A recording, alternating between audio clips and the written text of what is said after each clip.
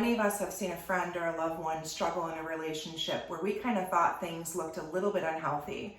But what do you do if you're in a relationship of your own and you're starting to notice signs that feel a little bit as though your partner is being controlling? Well, the first thing that's important is to start to notice those red flags.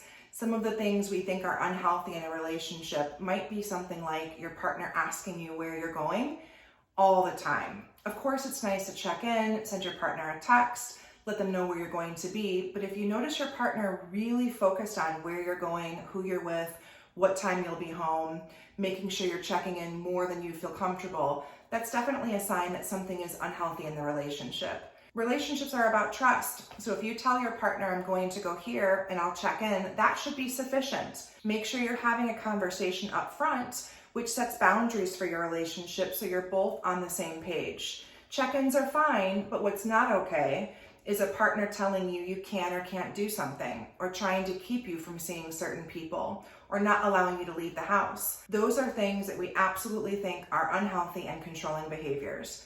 If you find yourself in a controlling relationship, make sure you reach out for help. There are therapists who are trained in domestic violence, narcissistic behaviors, and just plain old relationships that aren't working.